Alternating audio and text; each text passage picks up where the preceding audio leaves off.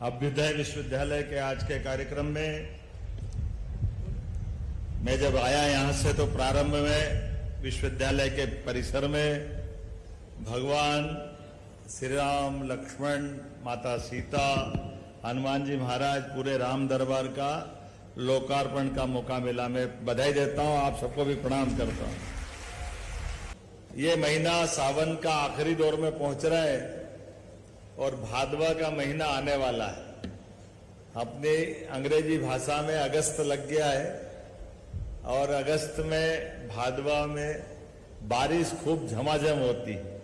ऊपर हेलीकॉप्टर से भी दिख रहा था कि मां नर्मदा क्या झूम के आनंद के साथ अपना रौद्र रूप रख रही है। वैसे तो संवाद में तो दो पक्षी बात होती है, इसलिए हमने भगवान राम, भगवान कृष्ण और ऐसे सारे देवी देवताओं के साथ 33 करोड़ देवी देवता, और हमारे देवताओं के लिए भी इतना मन उदार है कि नदी, पहाड़, पर्वत, जिसको चाहो उसको हम देवता के रूप में पूज लेते हैं।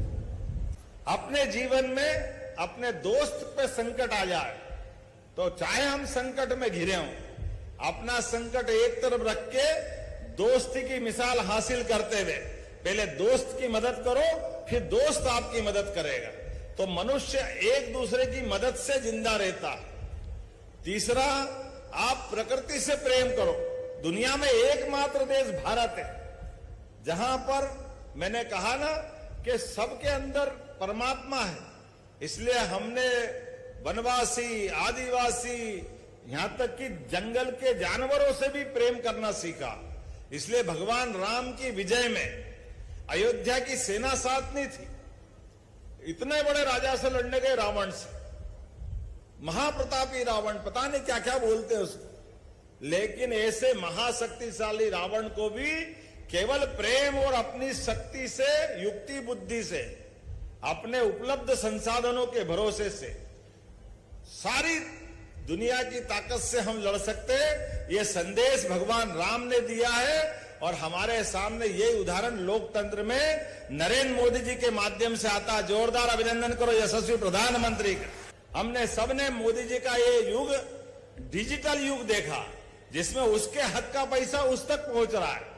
आज मैं जब आपसे बात कर रहा हूं तो हमारे राज्य में अब आपसे नया निवेदन करने आया हूं। बदलते दौर में जिस प्रकार से दुनिया के अंदर, मैं नाम नहीं लूंगा, आप समझ जाना, कई सारे देश भारत की बढ़ती ताकत को पसंद नहीं कर रहे हैं, भारत की शक्ति को रोकना चाहते हैं, हिंदुस्तान को वही स्थिति में पहुंचाना चाहते हैं। तो इस देश के युवाओं से आह्वान कर रहा हूं, यहां बैठे सभी सज्जनों से निवेदन करना चाहता हूं, आज के दौर में हम सबको मेक इन इंडिया, मेरे भारत का बना माल ही मैं खरीदूंगा, ये संकल्प सबको करने की आवश्यकता है। मेरे देश के अंदर ही वो सब चीजें मैं बनाऊंगा जिसके कारण से मेरा देश किसी के आगे हाथ नहीं फैलाए।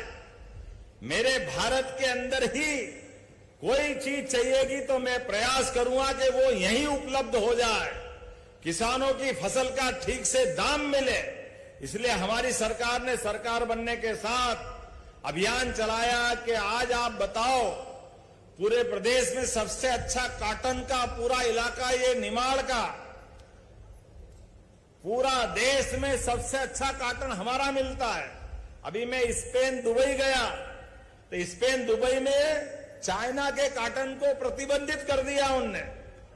आज दुनिया में कपड़ा बन रहा भारत के कॉटन से, लेकिन भारत के कॉटन को पहले चाइना वाले ले जाते हैं, वियतनाम वाले ले जाते हैं, धागा कपड़ा वो बनाते हैं और हमारा माल हमारे सिर पे देते हैं। हमने तय कर दिया ये नहीं चलेगा, हमारा कॉटन यहीं उगेगा, यहीं धागा बनेगा, यहीं कपड़ा बनेगा, रेडीमेड गारमेंट्स बनेगा और पूरे विश्व में हम निर्यात कराएंगे।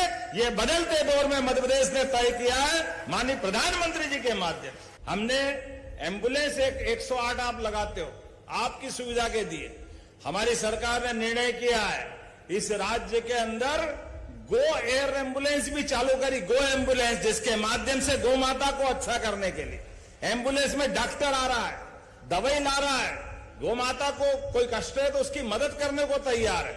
और 5000 से बड़ी, जैसे बड़ी बड़ी फैक्ट्रियां लोग लगाते हैं, ऐसे बड़े उद्योगपति भी, बड़ा संस्थान भी, धार्मिक भावना के संगठन भी बड़ी गौशाला लगाना चाहते हैं। 5000 से बड़ी गौशाला है तो उनको भी 130 एकड़ भूमि और 40 रुपए प्रति गौ माता, ऐसी 20 गौशालाएं पूरे प्रदेश में बनवा रहे हैं। या 10,000, 15,000, 20,000 जितनी गौ माता ना रखो, पैसा पूरा सरकार देगी और गौ सेवा कराने का काम सरकार के माध्यम से कराएंगे। एक नहीं, ऐसी बहुत योजना मैं बता सकता हूं, लेकिन आज तो समय की कमी है।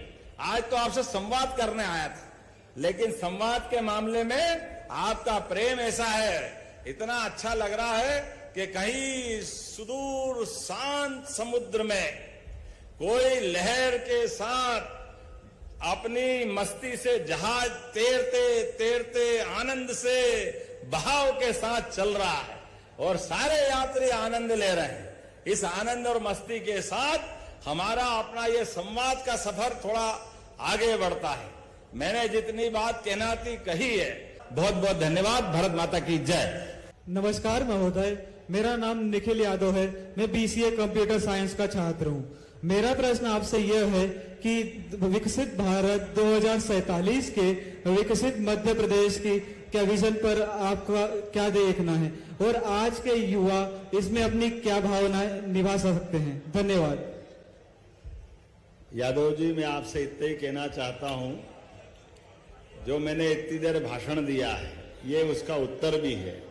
हमारा युवा अपनी पढ़ाई को पूरी करने के बाद अपने सपने स्वयं के देखे, लेकिन अपने सपने देख करके वो आदर्श किसान बने, आदर्श शिक्षक बने, आदर्श उद्योगपति बने। मैं तो ये भी कहता हूं, लोग थोड़ा डरते हैं, लेकिन डरने की जरूरत नहीं। राजनेता भी आदर्श बने, इसकी भी आवश्यकता है। अच्छा सरपंच बने, अच्छा विधायक बने, अच्छा सांसद बने, इतने सारे आयाम हैं, क्यों नहीं बढ़ना चाहिए आगे। मैं आपको शुभकामना देता हूं। ऐसा कोई भी क्षेत्र आप तय करो और सरकार के माध्यम से आपके सपने को सच करने के लिए हमारी सरकार आपके साथ खड़ी रहेगी, ये पक्की तौर पे बता सकता हूं।